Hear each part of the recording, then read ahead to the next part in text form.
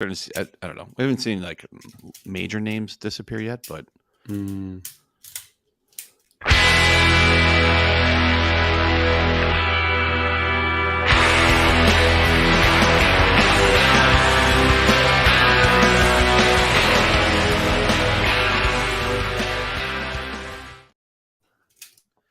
Hello, everybody, and welcome to Game of Nodes, the podcast about the cosmos. Hosted by individual validators. Thank you very much. Oh yeah, you missed a bit. 68 episodes. Not here. I don't have the words in front of me, so welcome to the potty. We were just musing about what in the hell we're going to talk about today because it has been pretty darn quiet on most fronts, and yeah, so I guess, guys, we were talking about potentially it being quiet enough and people bleeding cash for long enough that maybe people are starting to leave. It's pretty quiet out there. The Discords are fucking ghost towns. Yeah. I don't have Twitter. I deleted it, so I don't know what's going on over there. Yeah, man. Did you really? Good for you. So for what? For King Nodes or for null names? I still have the accounts. I only post if I need to go in there and post and then get the fuck out, because reading Twitter for me is like pretty depressing these days. Yeah. I have a habit of just like walking away from things that I don't like. So yeah. I decided back in 2010 that I didn't like the news. So I ripped the antenna off my house and I haven't watched free-to-air TV since. You're not missing much there. No, I do the same thing. Like, if I get pinged on something, maybe I'll check in. But like, if I go back and just like scroll through, I'm instantly turned off in like 2 seconds. So, well, I found that while I was at the gym, I was scrolling through Twitter in between sets, and it was making me angry. So I had to get rid of the app. Yeah, I mean, granted, it was particular people that were making me angry, but you know, as a whole. Didn't seem to be healthy for the old noggin, so I said, fuck it, let's get rid of this. Yeah, there's some I still follow like a lot. Like I still get like for some reason I have Golden Ratio. Like I love that guy's Twitter account. It always makes me laugh, and like I think that his commentary is like right on. And so I only get pinged on a few different things. So he's always one I get pinged on just because it always makes me laugh. But yeah, but you got to stay away from the other side of it. You just have to stay away from the constant shit show. Yeah, I mean, I like to go ahead. Well, I always tried to like avoid blocking and muting people as well, like so you'd have the full picture. But then I realized that there's just so many fucking knobs out there that are just being knobs for engagement and ruining my day at the same time. So yeah, I mean, yeah. Just get out of the room, I guess, and then go out and get some fresh air and spend more time doing work. My favorite Twitter to follow is the lady that does what is it? Web3 is going great. Yeah, there it is. Oh yeah. By Molly White. I follow her, and I think she has. I don't entirely agree with her, obviously, because I run a validator. But I think that she has very acute observations. She does. That for me, it's like she gets 90% of the way there, and then like that last 10%, she just kind of doesn't quite sell it on for me. But right, yeah. Reese says I only have null block, too much drama. Somewhat true. Yeah. Oh shit, we've got a celebrity in the house. Juno Celeb. Yeah, that website's great. I'll put a link to the shows for folks who don't know it. But it is a bit depressing. I will say that. But if you Google like Web3 is going great, it's just basically just news about, not the positive side of this. Oh, so it's like is it satire or no? Oh, it's not satire. It just calls out like either breaches, things going out of business, scams, like hacks. All basic. The Web3 is going great. That title is definitely that part's definitely sarcasm, but it's a good site. A couple of headings for it are Binance ordered to halt operations in Belgium. Then it talks about it a little bit. 1.25 million stolen in 2 months in Polygon NFT phishing scheme. Prime Trust halts withdrawals as acquisition falls through, and then it's trust put into receivership. So it's like a lot of it is actual things that are going on. that show that Web3 is like It's got some work to dangerous. do. Yeah. Bookmarking. This is I like the way they've got it laid out like a little timeline. Yeah. And that little total in the bottom of total dollars lost. How about that? Yeah. 12.642 billion at this point. Yeah, good. I I think it's wonder a if that lot lower than it includes. should be. I wonder if that includes Mount Gox. I don't know how far back it goes. It's not that. I mean, I think It's only a couple years. right. Yeah, it isn't that bad. Yeah. But you can also search like you can focus it down just to Cosmos if you want, which is pretty cool. Oh, you can filter it up. Ooh, I didn't know you could do that. Yeah, it's under blockchain. It's not that. It's actually not that much under there because Because Cosmos is one chain. no, I think it's ecosystem. This is ecosystem. Yeah. Monero holders plan a bank run. What? Juno Terra accidentally transfers 36 million in seized funds to inaccessible wallet. Yeah, right. it's just yeah. Dang it, Now Jabby. they're onto the news. Yeah. So That's anyway, newsworthy. this is yeah. I stopped watching this actually. It gets to be a little bit too much. Oh god, Too funny. Yeah. So on the plus side though, there is some pretty promising. Well, I mean, bigger type networks, I guess, coming to and test netting in the Cosmos at the moment. Like who? No, who are you saying? Who's testing it coming up? Well, Alio is talked about. Aleo? There's like DidyX or something like that. DidyX, Alio, and DidyX. Aleo? I don't know how to pronounce it. I have a habit of pronouncing things wrong. I've noticed. I'm getting corrected a lot. You put the lately. emphasis on the wrong syllable. Yeah, definitely emphasis on the wrong syllables. Mm-hmm. Well, say network. Wait. Hold on. Launch. Yeah. Alio isn't Cosmos. No. That's EVM. Yeah, it's a new L1. Is it L1? Yeah. Oh yeah, that's right. It is. Yeah, it's not Tendermint based. Yeah, it's different. Alio. Aleo. Pronounced with a long M. Thanks, Funky. So that Didix one is I guess testnetting very soon, or has testnetted, right? That's just moving across because they're moving to their own Tendermint based chain. That's pretty cool. Launched last night, I believe. Yeah, and already has some big players in there, the big names, and some small ones, and a couple.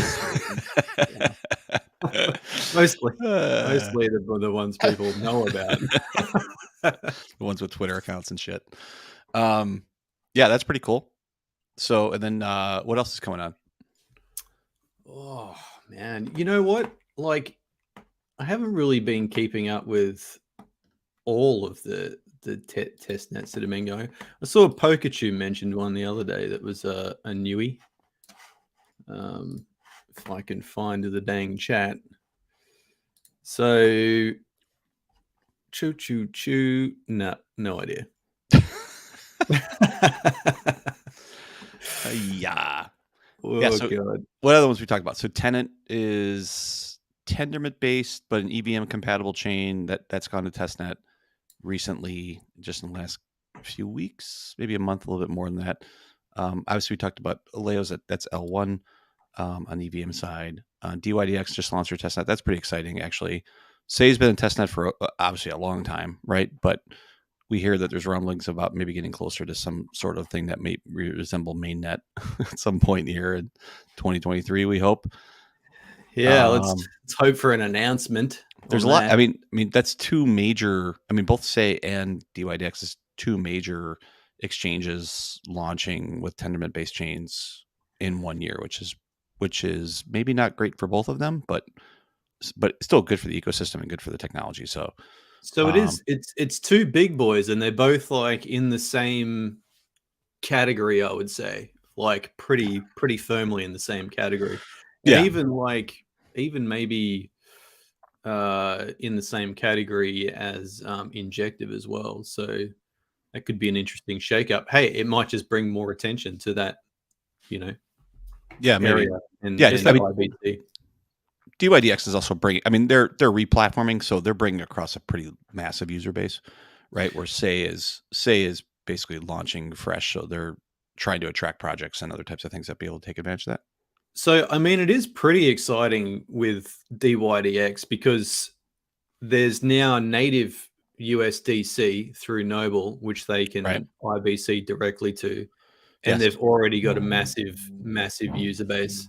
So, and they're going to expose all of those users through IBC. Right. Immediately, they'll be IBC with Noble anyway for USDC. So, Is Say doing that? I would assume, right? I'm not I guess sure. I don't know how that works. I mean, obviously it's IBC. I mean, obviously they can IBC no different than anything else. Just don't know how it would be if it would what the UI would be on within the app for that. Yeah, well, I mean, Say don't have their own UI, right? It's all like launch partners, so I guess anyone can implement it. It's permissionless WASM, so anyone can start a protocol. But sorry, I stopped while I was thinking there because anyone can open IBC channels anyway, right? The IBC channels aren't permissioned, so it's easy enough to do. Right. And the other thing to think about, and I'm not sure, like, I think this has buzzed past a lot of people, but Kava is, did I say that right? Kava? Kava? Kava? Kava. Kava? Yeah. Kava's bringing native USDT. So that's going to be launching, I think, like in the first week of July. It's also a hell of a thing to do. Like, to choose Kava over basically anything else is just outrageous to me. Yeah, I'd love to hear the backstory on that, right? Like, they must have, did they put off that to bid or something? Or like, how did that work in terms of USDT actually selecting a IBC enabled chain in the Cosmos? And anybody know? Like, that'd be curious what that story looks like. Cause I agree, like that, like out of nowhere, right? It seems like it probably went like this. The Kava Foundation went to USDT people. Hey, do you know USDC is coming to Cosmos natively? Do you want to do the same? Hey, we've got a chain. Yeah. Maybe it was proactive, loosely right? Make blocks. Right. And to be fair, they are one of the higher Cosmos chains up there. They're like number 100 or something versus Secret's like 250, I think. For TVL, you mean? Yeah, exactly. Yeah. I guess that's kind of I'd be interested in what the IBC numbers are with that, but is that just a benefit of being early? A bit? I don't know. I don't know. So. Like, Injective's above it. So you think Injective might be better, but whatever. Yeah. I wonder how many active users are on Kava. It just comes up so infrequently with other validators that we talk to. But that happens on a bunch of Cosmos chains, right? Like it's kind of like different ecosystems within the ecosystem type of idea. Like Mediblock has a pretty decent TVL. Well, not TVL. What is it? Market cap. Yeah. And it's not very heard of. Sorry, can you guys hear me all right? My microphone is like further away than what it usually is. Yeah, it's fine. Well, you have announcer voice on because you're in the upper left, so that makes a big difference. That activates announcer voice? It does. I think when you're in the upper left, you have to. God damn. You got to step up. Come on, from the closet. I do it for the ladies. Yep. Oh, good. So, like, to me, though, maybe, I don't know, I would have thought something more like Injective would have been a better place, or maybe even jam it on Noble with USDC. At least all your eggs are in one basket. Then nothing could possibly go wrong. I'm sure it'd be fine. Yeah, it was surprising. Like, I'm glad. I mean, again, we've always talked about the importance of like native stable coins in this ecosystem to actually have something as a way to encourage growth. And so having both, one native as a chain and one come in however it's happening through Kava, I think is a positive thing. So we can't, no matter how they get here, I think it doesn't have to be set in stone. That's to be the only way that USDT shows up here as well. So, but the idea that you have some stables showing up here I think that's positive, right? Can't complain about that. It's funny that if you go back like maybe 5 or 6 years and mention to stable coins, they're all like, they're everyone hated stables, especially USDT. Like everyone, the line was about the auditing, and that they're just going to fold and steal all your money, and Yeah.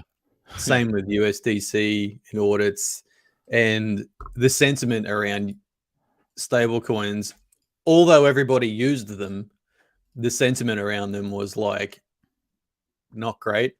And now we're all like sitting here fucking begging for them No, to come.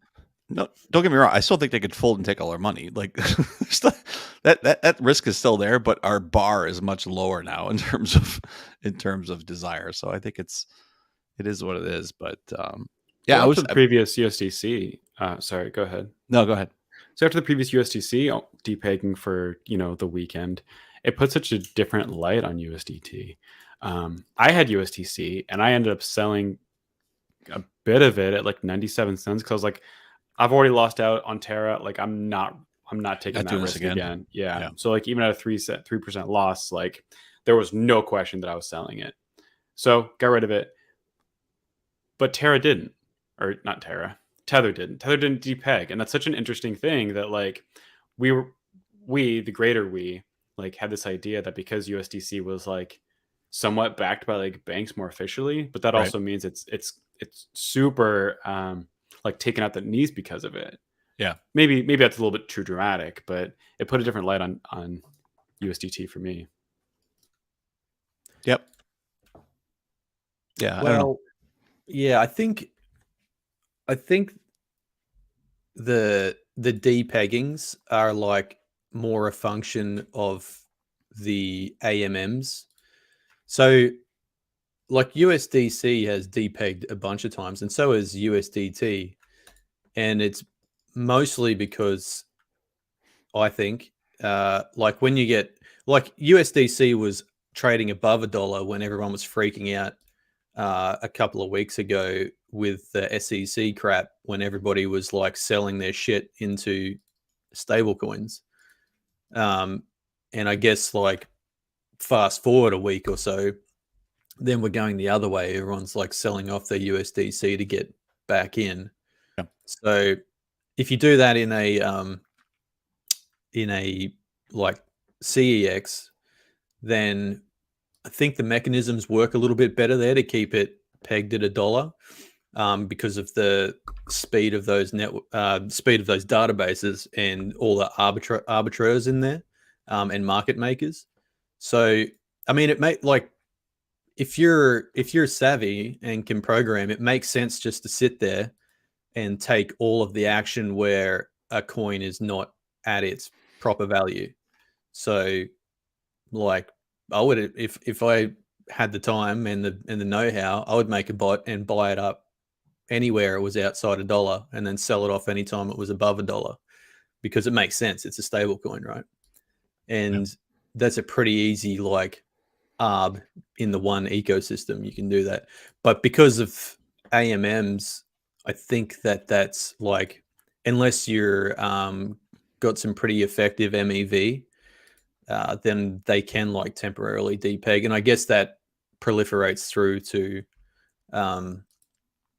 like CoinGecko and that type of stuff as well. So what do you mean it proliferates through? It's probably the wrong word. Like filters through, like propagates. If it propagates through the databases up to just to showing that it's CoinGecko. Yeah, like it shows there. Yeah. So, but if you look at the history of, I might just do it now. Have a look at CoinGecko and look at the history of USDC. It's going to be all over the place. I just checked, and it's not as over the place as you'd expect. Yeah. It doesn't really show like USDC went down to I think 89 cents, and it's not showing that anymore. It shows 96 cents.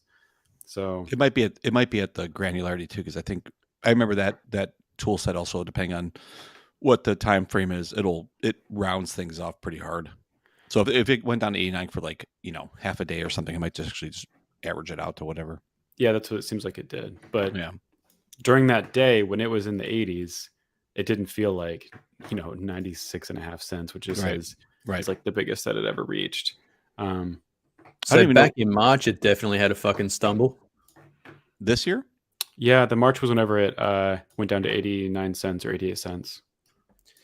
Yeah. Yeah. So if you can tighten it up to that time frame in the Just little keep bar down the zooming in. bottom, and you can see there was definitely like, for whatever reason, there was a shitload of volume around that time. So Well, that I was guess whenever SVB went down, Silicon Valley Bank, and so people Mhm. were freaking out and they're trying to get out. And then we realized that like we couldn't redeem USDC right now. Like Coinbase had closed it, so Right. it kind of became a vessel, I suppose. man, that is low too. That is 86 cents. That's a big discount. It went down to 86. Oh, sorry. Yeah, it looks about 87. I can't get right in that. Oh, 89. Hang on. Let me I, tighten it up a bit more. I gotta say that's a big balls blockchain move to buy USDC at 87 cents. Yeah, I Yeah, did not have that in especially me. like in big volumes too. Like Exactly. Like if you're I got buying like $1 I got million 100,000. worth. I got a half a million. I'm gonna throw it. I'm gonna buy USDC at 87. It got out to about 88, That is 87.8. that's Yeah. a big balls Yeah. blockchain move right there. If you can do that. I don't like the the CoinGecko interface and charting. I don't even know really where don't they. like it. Do you know? Do they list what exchanges they're pulling that from?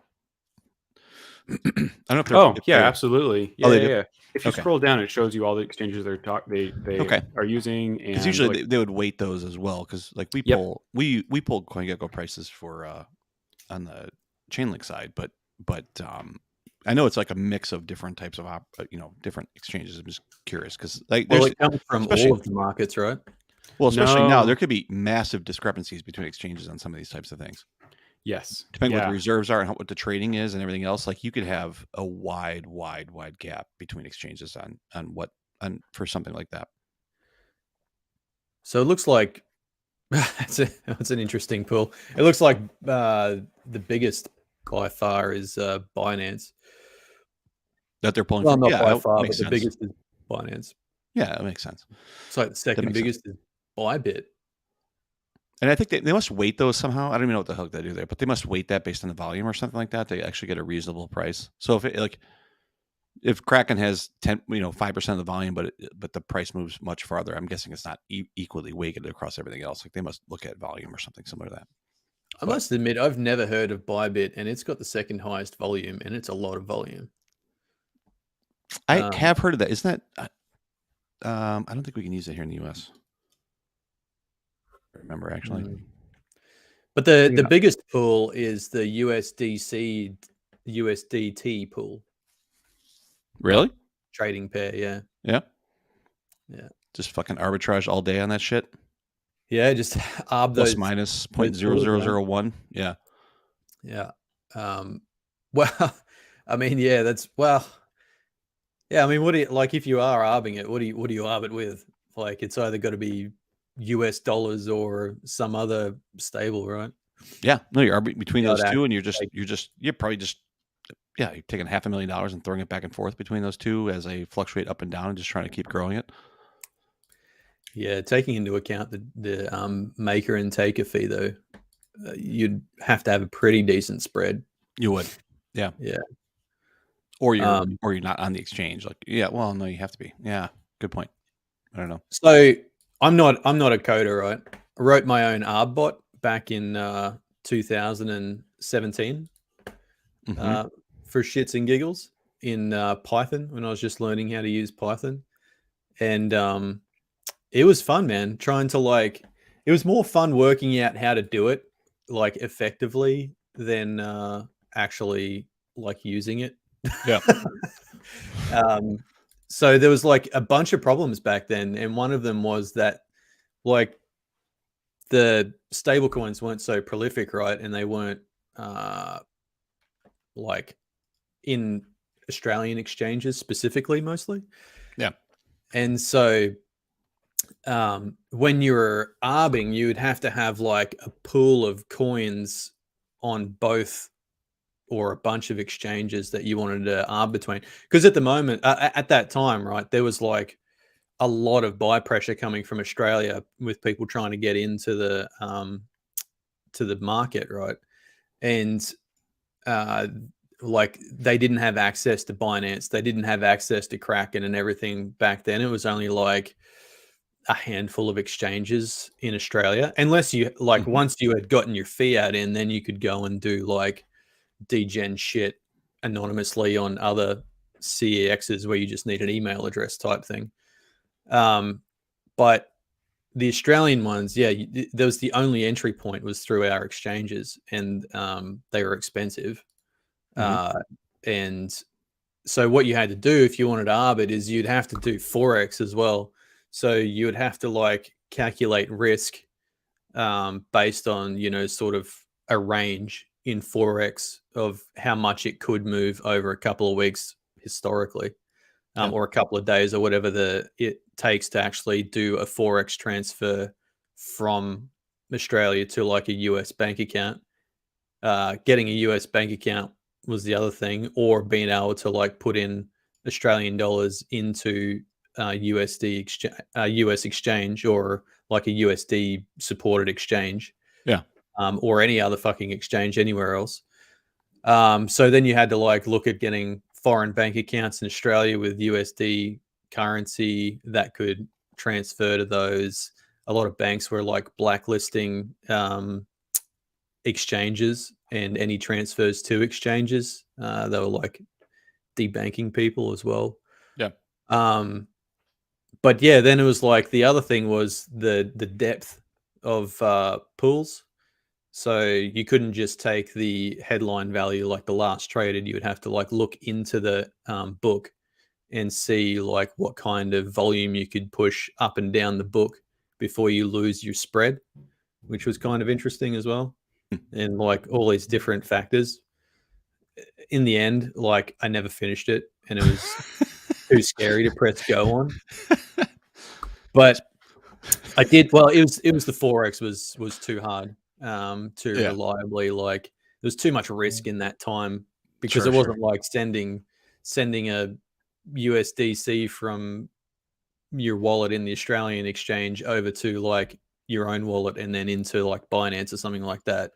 It's like 2 days in the ether or 3 days in the ether while it's transferring over. So you got all this like Forex risk, and at the same time, like during that period, you've got like the risk of your assets in these pools as well, or like in this other currency, because you sort of have to hold both. You have to buy in and sell out of both at the same time, and then whichever ones are becoming depleted, you have to like send token over there, or fiat, depending on what's getting depleted. So I actually wrote a bot in 2020 and did something like between $4 and $8 million in volume over the course of about 6 months. I made like $10,000 off of it. So I was like, nah. And it was like many hundreds of thousands of transactions. So and the tax man shows up at your fucking door with a briefcase full of paper. I want to talk about these transactions, Schultzy.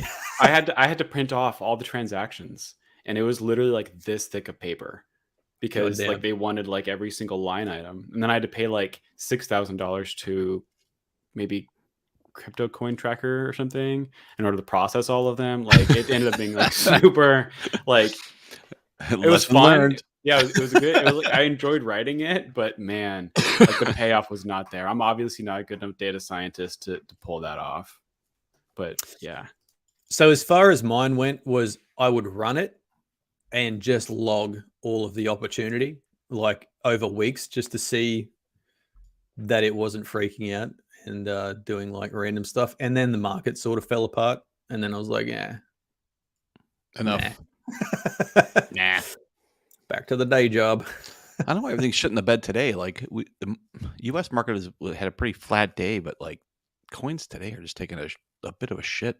Ethereum's down 3%, and Aptos at 8% today. Ethereum's Cosmos is down. Wow. Osmosis is down. Juno's down. Stargate's taking a real dump today. Juno's down. Jesus. Can you believe it? That's a bad sign. ATL after The ATL. slow, 25.5 cents. Like, why wouldn't you be shorting Juno? Like, Was there money in shorting it? you can short it on MEXC, I think. Is there money? Of course there is. It goes down religiously. Well, that's got to be it. Yeah. Anyway, Maybe Reese knows. Reese, should we short Juno? no. Don't do that. Bitcoin just about getting back underneath $30,000 again. Yeah, I don't know. Everything was looking good. Of course, anytime I put a sell order in, even if it's a limit at 0.00001 more than what the current price is, no matter what, it fucking retreats from there. That's like my ability to pick the high for that week is it's 1,000 for 1,000. It's a mess. Wow. Yeah, everything is down. It's I can't sell anything at the moment anyway. Yeah, agreed. Yeah, it's just too painful to like sell anything that's cheap. I even honestly, this is awful, but at least in the Cosmos chains that we were on, I haven't even pulled rewards. Like I haven't really been compounding that much. I haven't done not too much in anything in terms of. I have left all of my rewards just sitting, probably a couple of months. Yeah, and I mean that's most of them, but that's mostly a function of like tax time is coming up. Yeah, and I don't want the liability. Just want a transaction. Yeah, yeah. So I just leave it till next financial year. Yeah. Oh man, everything like the stock market took a fucking fat dump last week here, like a real big fatty. What are the big stocks in Australia? What do you guys what do you follow? Like banking? BHP. Yeah. Okay. Yeah, miners and banks over here are big, but I'm not really invested in any of them. My stocks are more like medical stocks, some tech stuff, supermarkets, blue chips, that type of shit, retail shit. Yeah. Oh yeah. What about breaking rocks? Isn't there no breaking rock stock? I thought that was the thing. Brick and rock. Breaking rocks. I thought you said that was like the biggest export is that you take rocks, you break them down, and you ship them to other places. That's literally what you said. Oh yeah, we ship out dirt with iron ore. So you invest in that? What the hell? Stocks in dirt. Yeah, I don't invest in miners. I had like a bad experience about 10 years ago, and that was enough for me. Yeah. What was it? I can't remember. I bought. So I had simultaneously a very good experience and a very bad one at the same time. I think I bought like a bunch of mining contractors or something, and then they took a fat dump at the end of 2013 or something, which kind of like shook my boat a little bit. But at the same time, I made all that back up almost exactly with one that went well. So right, it's like the VC mentality, right? You just sort of fucking throw them out there to a couple of speckies. You only need one to come good. That's right. And when and the biggest piece of that is you have to know when it's good. And take advantage of when it's good. That's it. That's the harder part too. I know you guys were talking about that a little bit last week when Funky was on too, around I think you guys had a conversation around the like the winners that you had, or like when you got lucky on specific type of things, or when you sold at 200% or 400%, right? And I think there was a combination of comments around either did not sell at the right time or sold too early. Right, like you sold Ethereum at up 100% or 200%, but honestly, that's a huge win. You just got to go find the next one, right, or go do it again. And so I do the same thing in TradFi. Like me too. Yeah, dude, buying low is really easy.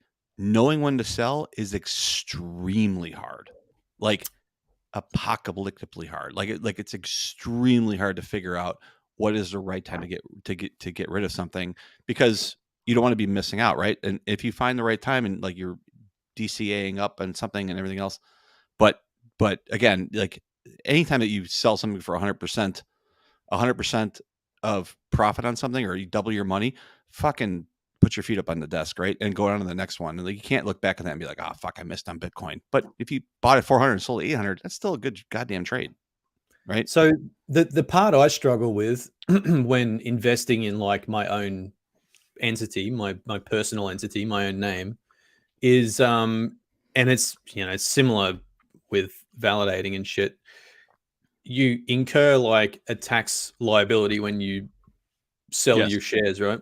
Sure. So strictly talking about TradFi.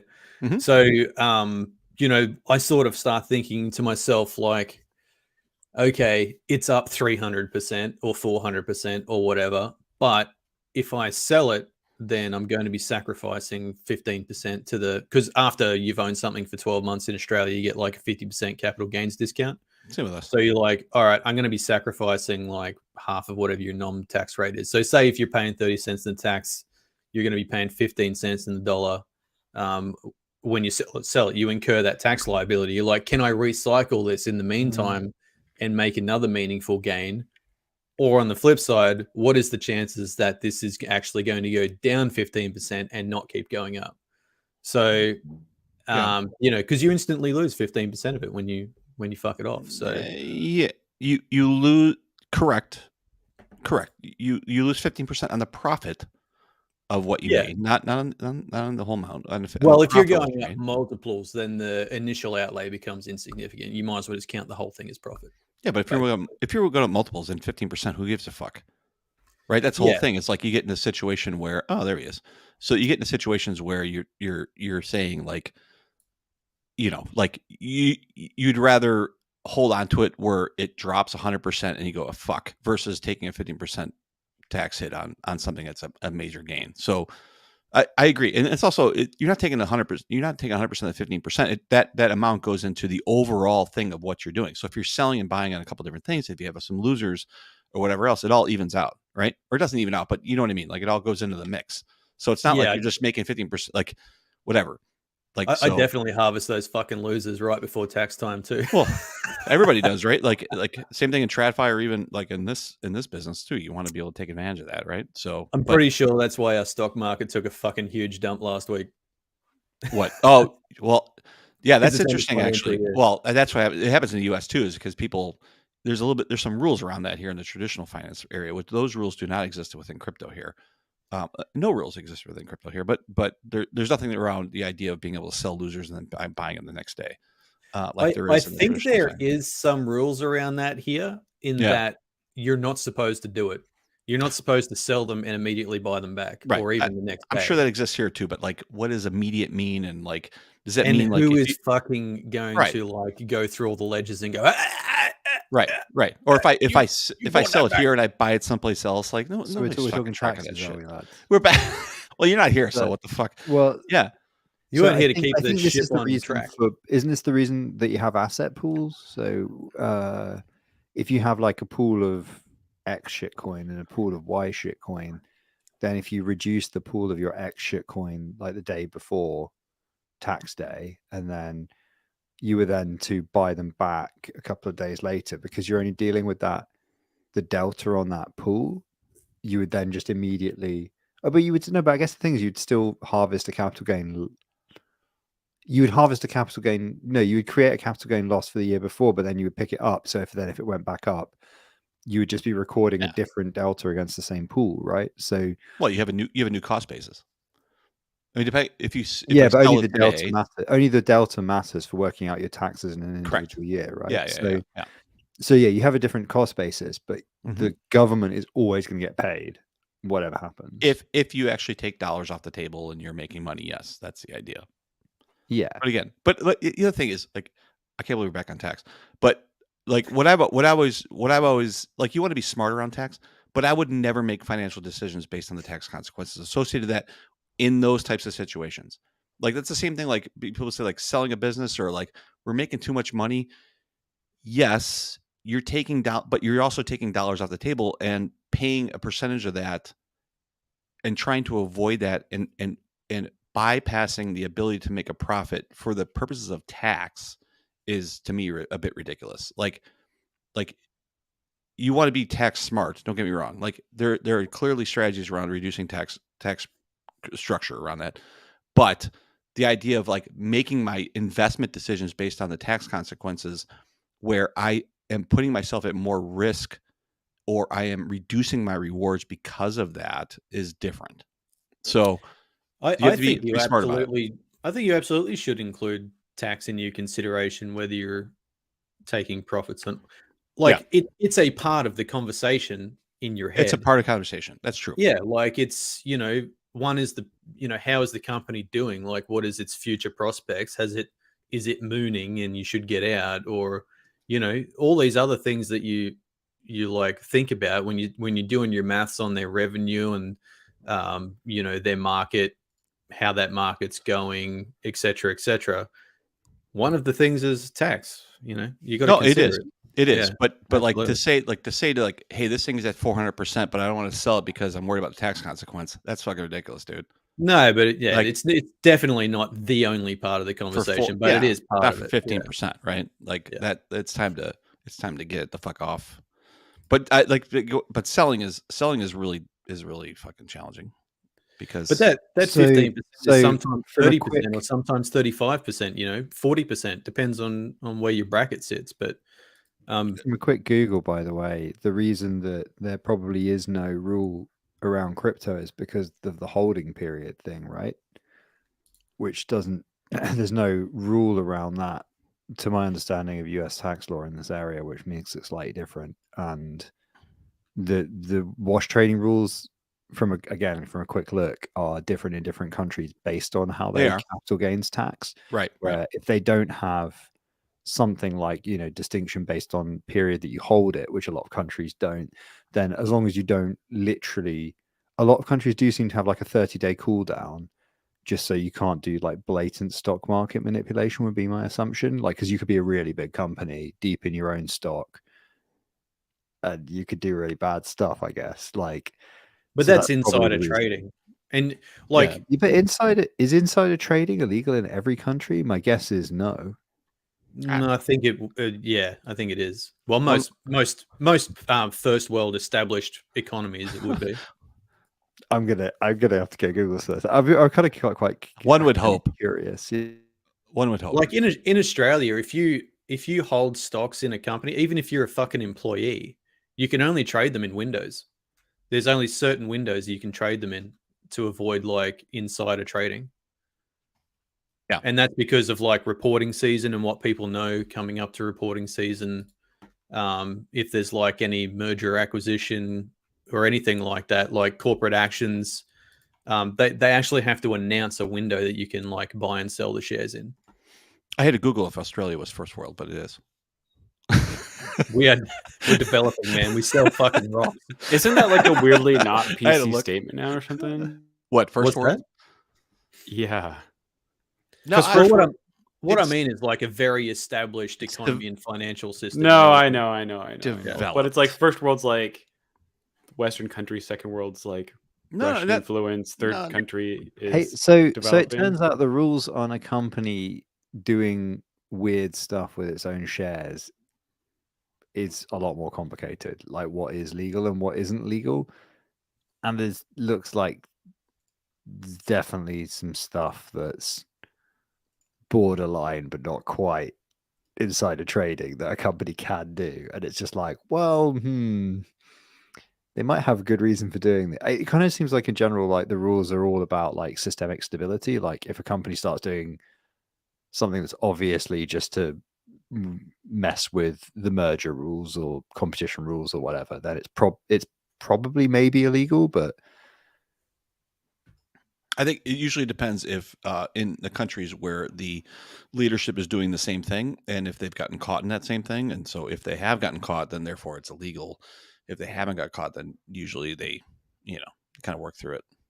Yeah, to be fair, that's why money laundering is so crazy legal and easy in the UK, because it's like anything that the upper class might need to do to shuffle around money or manipulate elections using, entrenched money and influence. It's just like, well, City of London, dodgy company in the British Virgin Islands, totally legit. You can do that shit. You can do whatever you want. Hey, Russian oligarchs, you want to do the same thing? Yeah, come on, City of London, be our fucking guest. But then once they don't need it, then it's like, oh, hey, what the fuck are you guys doing? Like, this is bullshit. Yeah, it's like, well, hold on a second. Hold on a second, people. Hold on a fucking second. Trade unions. Wait, you want to not be fired without cause? Whoa, that's definitely illegal. Let's try and outlaw that shit. You're like, hey, you guys are literally selling the company to the country to Russian gangsters, and somehow that's legal. But over here, you can't protest. You have no right to protest or something. Like, what the hell? It's like you have one rule for the super rich, and whatever. It's Anyway, crazy. who'd have thunk it? But hey, That's so kinda like it's kind of like a we Web3 had thing. Too. We had Null's news corner last week. I'm wondering if you guys covered the fact that between the last episode and this episode, there was a coup in Russia, and then a counter coup. By the way, I was listening to that live. I was fucking laughing my ass off. He's like, Null's news corner. I was expecting this Cosmos news. He's like, no, let me tell you about this supermarket story. I was like, what the fuck? And Schultz is like, oh, you mean like the news? Like, like I was laughing my ass off. I was like, holy shit, we're going through Australian fucking supermarket news of somebody throwing cans of peas at somebody else. I know, right? I was like, holy shit, how bad is the fucking bear that Of course, going forward, we will start doing some crypto news. But I was on the spot last week. It's all I could think about. People throwing like big things at each other. let me tell you about this lady. I was looking in newspapers from like 100 years ago, and man, newspapers back then were amazing. Like half of the newspaper is Johnny Silver came to town last week. One line, and then next line, David visited his mother. It's amazing. It's like I love newspapers. Old school early Twitter. Yeah, right. Like David early Twitter was the same from... thing. Like my brother came to see me. I had corn for dinner. Right. Yeah. It was such a nice innocent time before now it's like, fuck you, you fucking open source motherfucker. I remember Twitter in like 2010. It was amazing. Like, actually genuinely really good. Like I met it was like there were loads of people on the music scene in Manchester that I didn't know particularly well because I was studying there at the time. And I just like followed people who I vaguely was aware of their band, or like maybe we'd played with once or something like that. And suddenly I had like all of these people that kind of, I guess, like you're one step of removed from on the same music scene. And then suddenly you just like know everybody. And then you go to a gig and you're like, hey, we all know each other from Twitter. And everybody's like, hey. And it was like, oh my God, we've actually made real life friends on the internet. This is amazing. And then you like flash forward a few years and it's like this ruined hellscape. And you're like, I mean, like I met people that I went and lived with for like a period of time. Like I knew them from Twitter and ended up living with them when I needed a place to stay. Like I can't emphasize how wholesome and useful it was in my life. And they were a bit older than me and they were like super helpful. I had a really shit job and was going through a tough time. And they were like mad supportive, cool guys who were a bit older and were like playing in a band and stuff and were just like really inspirational. And like that all happened from Twitter. And I was like, this is life-changing shit. It was so wholesome. And then you fast forward a few years and I'm just like, this is the worst website on the internet. Like, I fucking hate this. I fucking hate this. It's really bad for my mental health. And I'm like, this fucking website saved my ass. You know, I needed a place to live and I found a place to live here. I fucking hate this. The worst part of my day. I hate this so much. I want to build a Web3 version. Look, we don't that. I think we should put this on the blockchain. I hate it so much. Hey, look, if there was a more wholesome Web3 version, unfortunately, we made a more degenerate version, which didn't solve the fundamental. See, you should put it in where if you post something and people fucking downvote you, you get slashed.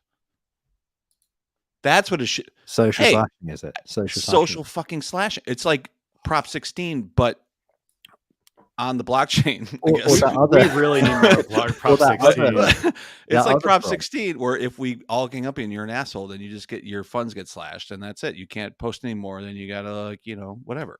You got to go back to your job. But you got to go get more Howl tokens and then come back in. You could shit post more, but it just costs you so much to shit post. It's just, and then based on that, as you get slashed, then the cost to post is not the gas fee. It keeps going up. It gets exponentially higher. So you can shit post, but instead of it costing me a nickel to shit post, it costs Null $8.50 to shit post. And he can make that decision if he wants to do that or not. I think that's what it is anyway for the exchange rate, right? That's like a public good, yeah, right there. Holy fuck, it's getting bad. Solved it. Wait, what is? The exchange rate's bad enough that you need like $50 to get a beer in the US. Oh, what? Sorry. Come Kanga to my bucks, house, man. US bucks. Yeah. That's what you're talking about, right? The Kanga buck exchange rate. No, I thought Yeah, you we're said not. $3. US We're not. dollars. We're not. We're not talking about that at all. Some shit coin. I don't know. Same. Same. Fucking Same. I met up with a former colleague in the week, and just in trying to like, they're like, oh yeah, what have you been doing like last couple of months, and just in order to explain like one anecdote, I was like, oh, this thing happened the other week, and you know when you like then say a thing and then they have none of the context, and they're like, you're gonna need to back up and explain what half of those words mean, and then you do, and they're like, I don't understand why any of that is important, and then you explain it, and they're like, so but why is that a big deal? And then you go, okay, so there was this drama, and then they're like, but why does the drama matter? And you're like, okay, so the people involved in the drama, and they're like, why are these people so angry? And you're like, well, number one, I don't know, but number two, there was this other drama, and then they're just like, wow, this really just sounds awful, and you're like, Yep. yeah, it's just lots of people shouting about at each other on Twitter now. I think about it, and they're just like, do you still write code? And I was like, I mean, I think I mostly hide under a rock to avoid Twitter drama, and I very occasionally open Emacs and write some Rust, but it's hard to say actually. And they were just like, wow, it just sounds like it's a Wild West, but not in the exciting way. And I was like, what's the other way? And they're like, the one where you just get shot for no reason, or you just die of dysentery, right? That way. It's more of an the Oregon Oregon Trail way. Yeah, it's exactly. it's not You were trying to get rich off shitcoins, but you died of dysentery. You got shot by bandits. Exactly. Yeah, that's exactly what it is. Who is? All right, are we doing the drill tweet? Yes, Look at I created. I noticed on category Twitter, will he not changed his fucking name die. to like insane something. Hold on, I created new marketing for this. Yes. I didn't even know you could do that. I know, right? I know. Genuinely blown away. This is what I did while I was waiting 45 minutes for you to show up. What Please is continue. that? I That's don't awesome. know. It's amazing, right? I feel like we need some breaking news now. So Here, bandits. I created another one with breaking news. lovely stuff. There's another one. There's one more, and this show is not going to make it. So, All right, go back to the drill 2 of the week. yeah, no, All right, I actually opened a page which is just all killer, no filler. So I love. By the way, I love. That's like the perfect. So go ahead. Section is God and religion, Perfect. and the one I put my finger on is I've narrowed it down to the Church of Scientology or the United States Marines. Whichever one allows me to jerk off more wins the tiebreaker. I would say That's the Marines in drill that tweet of case. the week. Honestly, if you are following along at home and you have the drill book, Driven and Wild since 2008, page 162 and 163. There's some bangers there if you want to have a look at home. Perfect. I thought we got rid of that segment actually. But also, just while we're on the air as well. So I did a classic thing last night. We had a production migration of a load of infrastructure to do. So like smart people, we scheduled it in for 11 o'clock at night UK time. Should have waited till Friday too. Fucking great idea. It was a smashing idea because obviously things went wrong, and obviously it then blew over into early hours of the morning with PagerDuty going off. It was magic, absolutely sensational. That's why today was such a productive day. But both Usurper and Schultzy fully fucking saved our chestnuts. Particularly as well, actually. So Usurper, plenty of sensible advice into the run up to fucking nuking all the shit, because we had to bring down all of our old infrastructure in this case, to do what I guess we should probably call the switcheroo, according to Frey's rule of thumb, that if you do anything super dodgy, anything super dodgy necessitates the switcheroo. Mm-hmm. And as soon as you call something a switcheroo, you know you're doing something that you shouldn't. So anyway, we did the switcheroo. It blew up, as these things are wont to do. As it turned out, for reasons that were obvious in hindsight, they always are. and we had a situation where we basically needed to manually resync a blockchain, like while we were down in production, and honestly was at the point of just like there's a way of like syncing this thing in like maybe 2 hours, 3 hours. There's a way of syncing it in 13 hours. Obviously, you don't want to do the 13-hour one. And I was completely resigned to the 3 hours of downtime. And Schultzy was literally like, hey, wait, don't you already have a copy of this data? And you could, with some jiggery pokery, essentially, it's actually like you could just rename some stuff, turn off some stuff, turn it back on again, cross your fingers, and it will probably sort itself out. And Schultzy was 100% right. Fully saved our chestnuts. We were back online in 30 minutes, not 3 hours. So I'll be honest, if it weren't for the diff thing in Discord, which KJ Nodes showed to me, I wouldn't have even messaged. I would have just totally left it out. Wait, what diff thing? Is there a diff thing in Discord? There is, yeah, absolutely, yeah. So if you look at the chat, if you scroll up a bit, you can see that you can do a diff in Discord. It's so cool. Not on your phone. Yeah. So thank KJ Nodes, because I wanted to use that because I just learned about it. That's I pretty didn't cool. even know you could do it. I thought that was a screenshot of a Git diff. That's pretty cool. No, isn't that awesome? That was a really long explanation to really explain operator error.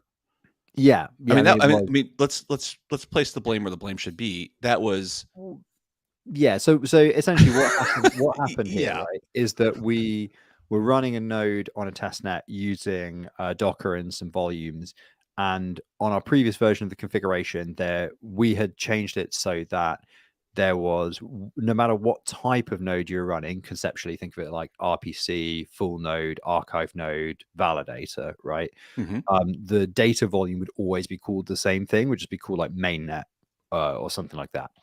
And we had fucking changed that because reasons. We just got a new configuration file and not paid too much attention to the working of it, resulting in a Docker volume that wasn't called what we thought, which meant there was no data available, which meant that when the validator initialized, it was like, I guess I got to resync this chain.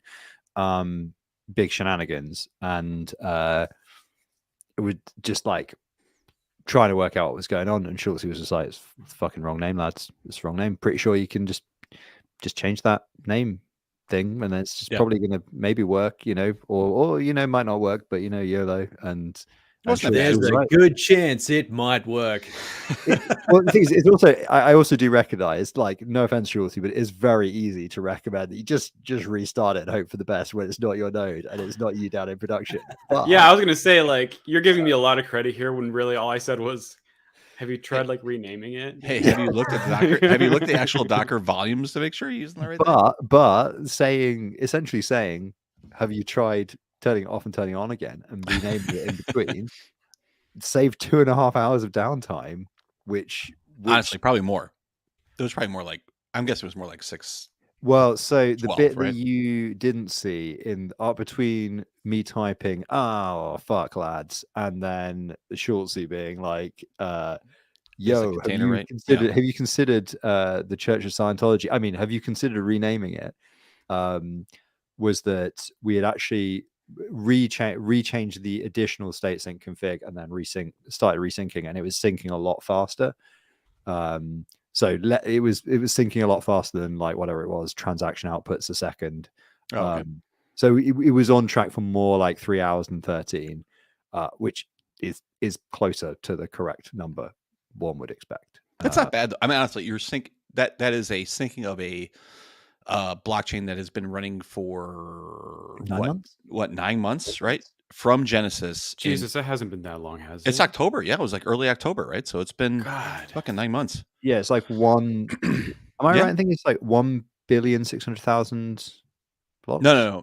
It was we just passed 150 million or 160 million versions, which is 160 million transactions, versions, which are not quite blocks. Yeah, which is a transaction, I think, is really what that is. But I mean, honestly, that thing it syncs pretty quick. It's like 4,000 blocks or 4,000 versions a second or something like that. It was pretty syncing, quick. Yeah, like even in slow sync, it was syncing 400,000 every 2 minutes. 4,000. Oh, every 2 minutes. Oh, okay. Every 2 minutes. Yeah, that's not bad. When it Like, was that's when it moving. was slow. Yeah. When it was slowly syncing, which means I think when it's slow syncing, it's not applying the transaction outputs; it's executing them. I think it's grabbing the headers, right? Is really what it's doing. It's grabbing it's just grabbing. It's not Yeah, grabbing transactions. when it Really, does. So the fast sync distinction is the applying the transaction outputs rather than executing them. I think. Right. I would kill for this in Evmos, by the way, since Oh. anytime I need to sync that, it's like you're moving at 1.1% or 1.1 times the actual block time. So if you're back by 10 blocks, you got to wait like 2 minutes, type of thing. Well, yeah, and it was heartbreaking when they put out an announcement that it was suddenly fixed, and I was like, yes. And it was not fixed. And it, if anything, is worse, which is so emblematic. Right. Yeah. Yep. Well, the good news is that it's on a little bit of a slow slide. So, it's at 9.3 cents. Shit. Yeah. So Evmos did keep us alive, last year. Like that was the only thing keeping us sustainable for like 3 months. Yeah. I mean, that's how it works in this business, right? You have bumps of like different chains that that end up becoming like the. But it is a treadmill, isn't it? You have to, as a validator, you have to basically constantly be chasing the new fad. Otherwise, eventually you're going to get rugged by time. Time rugs all in the end. Well, the issue. I feel like though, like say Schultzy, your situation, right, and probably mine for a little bit as well with Evmos, is that you take some off the table right there. They keep you afloat. Are you now not obligated to run that chain until it fucking goes into the dirt? Yeah. Yeah. I would say to a certain extent, yeah. And to Evmos' defense, I'm more bullish on Evmos still than I am on many Cosmos chains. Like, they've had issues. Yeah, fine. But I think that the team is still doing good things. I think that they're still pushing forward. I think they're a very clearly, in my opinion, positive impact on the wider ecosystem. Yeah, I think Nolan and I were talking about this earlier this week. I can bring it up, but like we will see more validators disappearing. So based on the time and effort that goes into the chains, or based on the amount of dollars that they have to, we call it like the nut, right? How much they actually have to make to be able to cover salaries and other types of things, right? So either they'll shed those people, or they'll shed hardware. They'll do whatever they need to do to get down to a very as low as they feel, they can go, that they can run a set of chains, right? And then what I also think is that there's an endless supply of validators behind that. I think an endless supply, because somebody will say, hey, I want to run this at a loss for 6 months until this chain rebounces. I think there is literally hundreds or thousands of people or companies that will run validators at a loss for 6 to 12 months, waiting for a chain to pop back up, right? So if you don't think? Go ahead. I mean, continue, please. But okay. I don't agree so much anymore. And the reason why I think that number is getting lower, right? I agree with that. So, as for example, Axelar, like the buy-in amount right now is like $1,000, right? Like an Axelar is granted, it's a big chain to run. You have to run other things as well. It's a lot of stuff, right? But it's a really important chain, and I would consider it one of the name recognition chains, where you join that chain, and people are like, oh, well, they're on this big chain, right? Like that's important. Juno, I would say, used to be one of those. I don't know if it so much is anymore. True. Unfortunately. And $1,000 isn't that much. I don't know that. I don't know. But I still see like a long list of even on new chains that come up, you still see like a long list of teams you've never seen before, right? So I think there is a pretty long runway of individuals or groups that are willing to lose some money in the hope that they're getting in early on something that will hopefully turn around, right? What I don't believe is that the project teams have the same stamina. So project teams need to pay employees, or they will go somewhere else. Project teams need to be able to pay and be able to grow, and they need to be able to and be able to market, and they need to be able to, like, those are costs that even in a really bad market actually grow, because they're doing more marketing, they're doing more education, they're trying to be able to do more from a community perspective. And so what I would expect is that you'll see project teams start to deteriorate and eventually fall. Like not to pick on Cerberus, but Cerberus was an example of that early on, where you had, I think it was like 1 or 2 people, right? And they just fucking disappeared. Like they just bailed out because they had no value to it. And I do think that you will see over time that there are specific project teams that will have to crumble. And if that happens, then it turns into, okay, there's some value in this chain. Is that like who takes this forward? And is there a path forward? And then people try to make it happen, and then somebody maybe steps in, or whatever the hell happens. But at some point, like there's a reckoning, right? Like, so that's my concern on some of these. They're I think really you're just more going to project. see how not decentralized in any way any of these proof of stake chains are through that process. Yeah, Because you're going to see that none of them survive the loss of, let's say, 2/3. Let's say 66.67% of the core team. Yeah. Is probably the magic number that needs to stay before the project no longer has any viability. But yeah, I mean, and this is the thing with, especially with the current generation of proof of stake chains, it's hard to, like fucking full, this is now the brutality hat. Let's put the brutality hat on.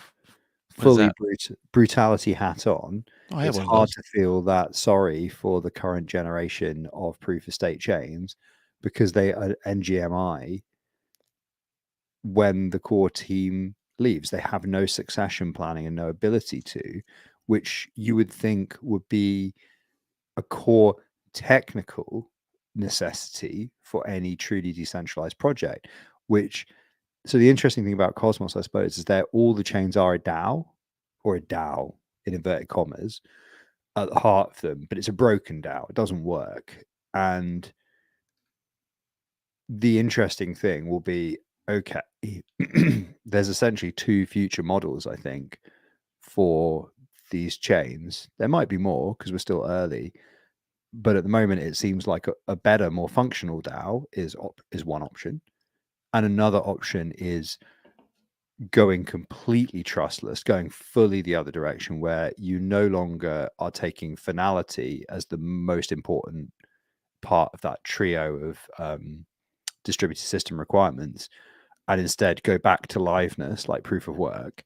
And whether there's another model like proof of work that can survive not only adversarial actors outside of the network, but also essentially getting rugged by your own founders. Can you launch a chain? It will just continue.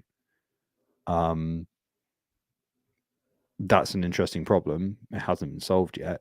And I completely agree with you that actually the number of validators, some of these chains are going to become zombie chains just because of Hopium. Yeah, I would think so. And because the validator set's so small, like, yeah, when you think about it, like, if a name recognition chain becomes completely unprofitable, like you're never going to make any money on it again. Let's say that eventually the coin does converge on zero, you would still get people joining as it is riding its final death spiral purely out of Hopium, because you've got 150 validators. You can find 150 suckers walking down the end of the road to the post office. It just depends on the cost to run, right? And tenement chains don't have a huge cost to run. So if you can do that in some sort of sense, then I think you can have zombie chains run for a long time. But that doesn't necessarily mean the users are there or this is there. And people have dollars, or they have investment in that idea, or they have a vision of what that could be, and so therefore it's very difficult to give that up, right?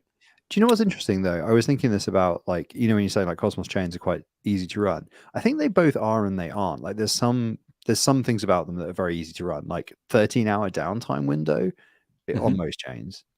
That's super easy. Like you can literally turn off all your monitoring except for 10 o'clock in the morning, 10 o'clock in the evening, right?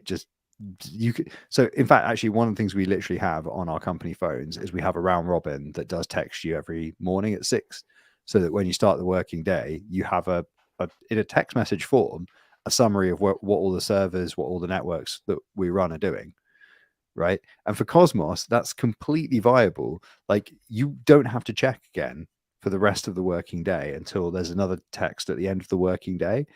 because it's less than 13 hours. So like, no matter what happens, you can't, if you're up at that first text and you're up at the second text, you can sleep, you can do whatever you need. Right. And but then the flip side of that is that you can also double sign relatively easily through operator error.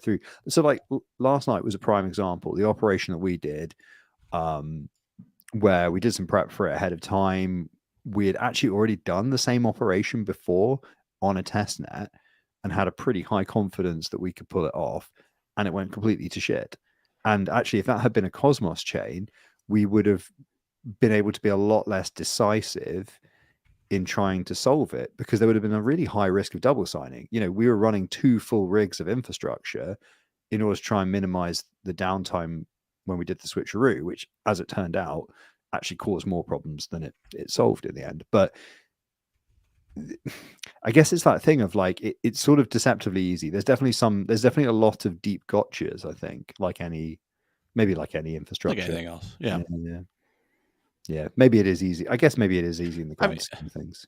I don't know if it's easier, but at least it's not. I mean, it's not Solana, right? You're not spending $3,000 or $4,000 a month, right? That's a fair Like- point. Like like you Solana can- is really hard, and even if you're running bare metal, it is really demanding. That's Sure. like, Yeah, or any other like similar to that where you're having a pretty high outlay and cost, and so you could do it pretty cheap. I don't think you can do it well, but you can do it, right? So, and again, you have a pretty wide window of incompetence, and so therefore you can have 150 validators with different levels of incompetence who can keep a chain moving. Like there's no issue with that, right? And I think my point is just that like you said before, like just it depends on what the community involvement is on a specific chain. It depends on how much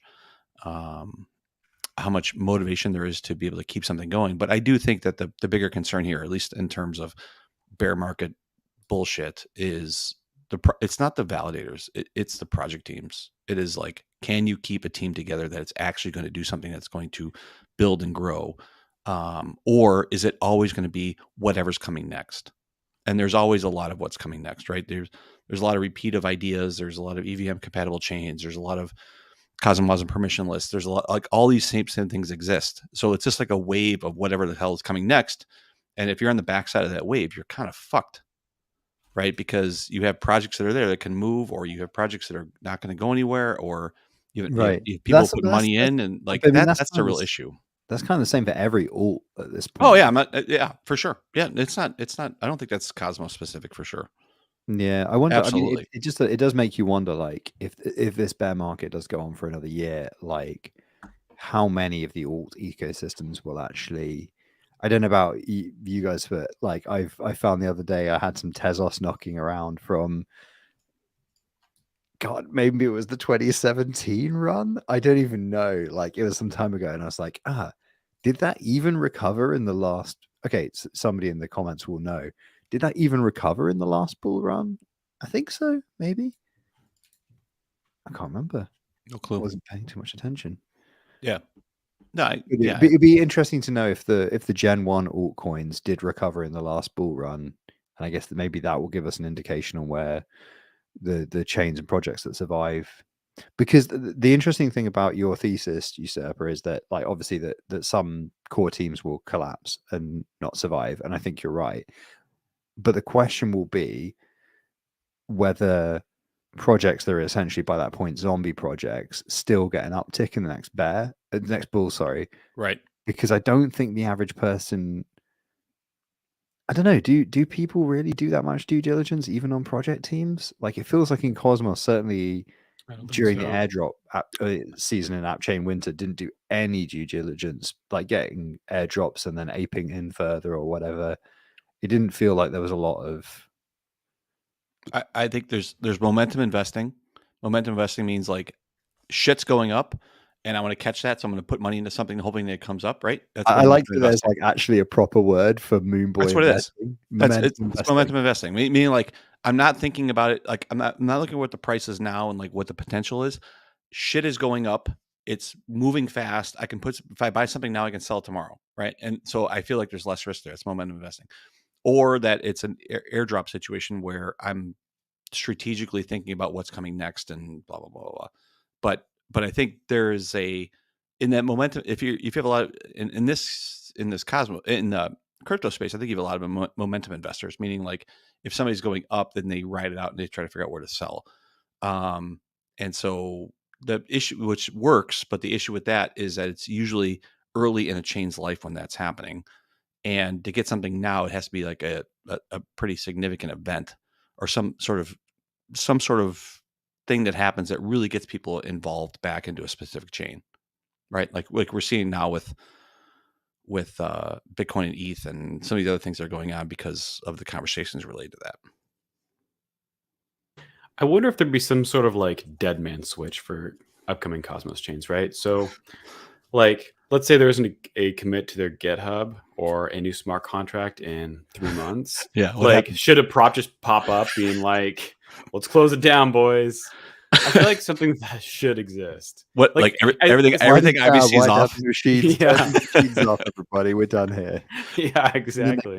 They put all the validators into a big wooden crate. An old guy in like a long thing and a flat cap like bangs the nails in. Yeah, and then it's just the end scene from Raiders of the Lost Ark. You get pushed down a long aisle somewhere. Yeah, exactly. And I don't just mean the servers; I mean the validators. I mean they just like a guy comes to Schultz's bunker, 200 floors below sea level, bag over the head, extraordinary rendition. You're going to the government facility. Everybody's in the crate. Everybody's in the crate. You're headed to the Titanic, son. Here you go in a carbon fiber tube. Yeah, you're in this 10-foot by 8-foot box with 100 other validators and Jacob G. Yes, but who's looking at Juno right now? Who's looking at it? Top men. No, who? Top men. That's actually factually correct. That's what the Juno working group is. I'm a big Raiders fan. But I think it's pushing down. Is actually Rama. I think that is. It's Rama. Who's looking at it? and Reese, both right? In Indiana Jones and in real life and in Juno. The answer. Rama and Reese standing over the wood box, going, fuck this. Yeah, maybe just let's just let sleeping dogs lie on this one. One of them's holding the nail and the other one's hammering it in. I think that you know what, the only thing that could be, I don't know, is it too soon to make jokes about the submarine? Yeah, I mean, I did. So well, I mean, the only thing, yeah, I mean, something sponsored by something altcoin, something. Like you can assemble your own joke around that. So yeah. It's like, is it just me or is it like hard to feel that sorry for a bunch of billionaires going down in a submarine? I felt sorry for the pilot, I guess. Yeah, I felt sorry for the submarine. I was like, man, that thing was probably kind of well engineered. Like, it didn't deserve that. It could have been like mud like that. Yeah, exactly. Given the submarine props. I did watch a couple of like videos post that whole saga, and there was one with the guy talking about like constructing it, and there was like a few short clips of like him talking about it, and he's like, yeah, we've broken a few rules to build this. And didn't he also go down with the ship as well? Yeah, he went down with it. The designer was on it. Yeah. But people usually make this out of titanium, but didn't that happen on the Titanic as well? Didn't the designer literally go on? I'm going to Google this now. I'm not sure. I'm not sure about that, actually. That's a good question. See this piece? I bought this at Walmart. He did, yeah. The sub itself, though, it had gone down several times before, right? So, like, fatigued. It did. Yeah, fatigued. Yes, it did. Yeah. And that's the problem with carbon fiber. Like, for people that ride bikes know that carbon fiber, like, it gets destroyed catastrophically. It doesn't just break, it goes brittle. Yeah, exactly. Plus, it had like a glue joint and shit. Oh, that's super common for carbon fiber, and the bonds can be really, really strong. But the point is that carbon fiber flexes like hundreds of thousands of times, like loads of times in its fatigue life, and then it goes bam and catastrophically fails. Right. Yeah. And this is the reason that Russian nuclear submarine hulls are made out of titanium, not carbon fiber. Sounds and pricey. Why also the bike behind me is made out of titanium coincidentally sold off from Russian stocks at the end of the Cold War, and not carbon fiber, because I don't fucking trust things that might catastrophically fail when I'm doing 70 kilometers an hour downhill. That's not a. I thought CF was like the bike material now. Isn't that It like is. Oh, it is. But it has a 5-year lifespan, is what they say. After really? 5 years, like you're just supposed to get rid of your frame. No shit. essentially. Yeah. And 5 years is a lot when you've just dumped fucking like what 10 grand into a frame. Yeah, probably. Yeah. Well, you can get a carbon fiber You can frame get them for a bit like cheaper than that, but- $2,000 or But so. the principle holds. I mean, the frame behind me is 24 years old and literally made out of Russian aerospace titanium, and I imagine it will probably outlast me. So I had a friend who actually designed his own frame and had it made in China out of titanium. And yeah, more you can doing do it. that. Julesy is currently planning on doing this, I believe. I'm curbing my own enthusiasm, but yeah, I'm trying not to. I even bought tires for it. I just bought some Chris King carbon rims. You're really I'm curbing still- it. I could see. I know exactly. That's pretty cool. I bought tires for a bike that I haven't even sent to Also, China Chris to be made. King, that's classy shit. Portland local, so I was like, I should probably. Is it support really? local. Yes, it is. Yeah. I have a Chris King headset. It's very good. Oh, nice. It stands up to bad weather well, which makes sense now. I know Pacific Northwest. I'm like, oh, Mhm. okay, yeah, Mhm. fucking wet as hell. Ew. I haven't even opened the box yet. It's in my garage, and I'm just every time I walk through, I'm like, I shouldn't go buy more components, and then I'm like, I should start checking for more components. It's part of the process. You just collect them for a long period of time, and then eventually you suddenly have all the components. And you're just like, well, this is happening. It's happening. It's So what almost my- takes a year, and you're like, What By my the way, mate did. What my mate did was he bought a donor bike. He bought a good bike that he liked with all the shit on it, all the fruit, and then he just got the frame made, but by his own design. He even had he even cut out like his own logo that he designed and had it welded to the front as well. That's pretty cool. That's Yeah, pretty cool. he went pretty baller on it. But yeah, so he just bought this like good donor bike secondhand, took all the fucking fruit off it and put it onto the new one that he designed, and fucking loves it. Looks pretty sweet too. It's light as fuck. Yeah, titanium's pretty cool.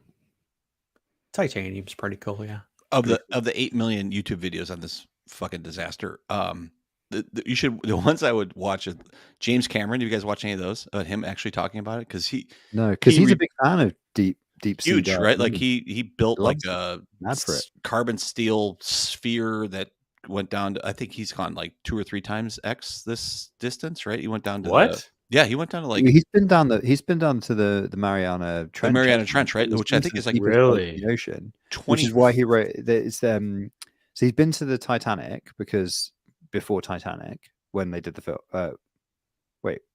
Because I think he built one of those for that expedition after they found it. Yeah, or he's whatever. been to the Titanic, and then he's also been to the Mariana Trench, and that's where The Abyss comes from. You know, the film The Abyss. A pretty good movie till the ending. Yeah, well, but there's 2 endings, Yeah. aren't there? There are Wait, what? Which is the ending we're talking about being good, and which one's the one we're talking about being bad? It's pretty obvious which one's good and which one's bad. Wait, hold on. There's a second ending? There's an alternative ending that they made. No, okay, hold on. Yeah. So, But okay. all right. So before we go on, it's just very important that I fact check the Titanic thing. The designer of the Titanic did go down with the Titanic, so that is Is that another true? way. No That is shit. an- I There you go. had remembered that correctly. So it is actually a way in which the submarine going to the Titanic would has say a it- weird circular version of the Beautiful, Titanic actually, a little bit. itself, which has Yeah. the hubris of the designer, resulting in the designer's own untimely death, which is kind of history doesn't repeat itself, but sometimes it rhymes, right? Mhm. So that's funny. But the other thing as well is one of the guys on it was just described as like an explorer or an adventurer, and he's basically like a nobody until like in 2017 he shows up in I think the UAE, very wealthy. Yeah. And there's a Wikipedia page, and it literally has this citation on it saying like some expansion is needed to understand the source of his wealth. And I You and HMRC are both asking the same question, my guy. Both the Wikipedia mods and the tax authority are both 100% aligned on that one. They all have a lot of interest in where that wealth came from. That's funny. Um, So Mariana Trench is 36,000 feet. it's a deep boy. And I think Titanic says at 12,000 or 12,500 feet or something like that. And I think they found that the remains of this vehicle at 13,000 maybe. So it's about 3x depth. Are you saying that he went down there, or he Yeah, built yeah, yeah, a vessel? No, he built a really? vessel. Yeah, the vessel. You could actually, there's a good YouTube video on this too. Right? So he built like I don't know what the material is, but he basically built a sphere, and that sphere is contained within a larger vehicle. And they went down to the bottom of the Mariana Trench with that. So like, Wow, it's a I pretty. didn't know that. I mean, it's a difference between dollar. This is a dollars conversation. So Cameron's showing up with like $1,000 bills falling out of his pockets, right? And we want to build something to go down to this, and so they build like a real structure around it. This other one this thing that just imploded was not at that same budget, right? Like they were trying to do it in a way because like they were like, hey, we want to hire kids out of college and all this type of stuff, and we don't want to hire naval experts, and we don't want to hire submarine experts, and that's a nice thing to say. We want to get out of these old ways of thinking about it. That's true. That's one way of saying it. The other way of saying it is I can't afford those people. Because there's dollars there. So yeah, but yeah, 36,000. And to like put this in perspective, like Mariana Trench is like 10,000 meters deep, right? Yes. The crush depth of most nuclear submarines is like 1,000 meters, right? No, it's way less than that, right? I thought the deepest sub it goes to like 400 meters or something like that. That's what I was thinking too. About that's like the 1,000 feet. operating depth, or like the crush depth. I'm sorry. Yeah, is like substantially deeper, and in fact, it might be deeper than 1,000 meters because it's one of those things that people haven't really tested. But yeah, obviously, the Americans lost a couple of submarines that way. Yeah, I think almost all the Russian sub losses were in shallow water, like Kursk and stuff like that. Yeah. They're in relatively shallow water, so they just bottomed out like 400 meters or whatever on the seabed. But I think was it Thresher and Skipjack were the two American ones that were lost, and they both imploded catastrophically. And then there was the Gomar Explorer one, which was, do you remember there was that one that the Russians lost and it landed on the seabed during the Cold War, and then the CIA got like an oil and gas exploration ship and tried to pick it up off the seabed, and they actually managed to get about half of it. No, I didn't see that. I do know the story of it's super illegal as well, because that's a maritime grave. So it's kind of not the other interesting thing is at the moment there's a whole bunch of stuff about international salvage, because there's a bunch of World War II ships that are obviously these huge battleships, loads and loads of steel, useful for salvage, right? And they're being hoovered up off the seabed primarily by kind of dodgy actors from countries that aren't necessarily that interested in international maritime salvage law. They're doing it on the sly. And then the Americans and the British and like mainly the kind of larger colonial style nations that were involved in like World War II were all a bit like, oh, they're war graves. And to be fair, they are war graves and they should be undisturbed. I'm not disputing that. But it is also just like, you guys have disturbed a few war graves in your time as well when it suited you too. So right. But I guess it is commercial companies doing it this time. So that's kind of fucking lame. And also, I don't know. That makes it even more better, because capitalism is really the only way to go. And full-fledged capitalism, we need to get rid of all of these regulations. We just need to time for the 4th of July, baby. Flakes about these war graves and just that's right. Yeah, fuck it. It's legitimate salvage. Let's sell tickets. If they don't sell, it's bad. If they do sell, it's good. What about if we tokenize this illegitimate salvage? We don't even need to. We could just use IOTA and be like, this came from this geolocation. Beauty. By the way, two things. If nobody's seen Das Boot, fucking awesome movie. You guys should watch that movie. You guys have seen that? Fucking great movie. Also about submarines that are beyond their is it better than The Hunt for Red October? That's way better than Hunt for Red October. Dude, fucking Sean Connery doing that goddamn Russian accent. Are you kidding me? Dashkovanya. Let them sing. It's fucking amazing. Fish off that island right there. I would have liked to have seen Montana. I mean, Sam Neill, right? Yeah. we managed to convince for a very long time my wife back when we were dating that Das Boot, we just kept referring to it as a comedy, like a German comedy.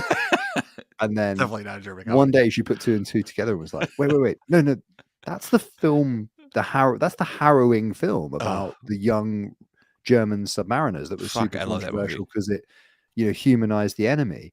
And you guys are treating it like it's some kind of like a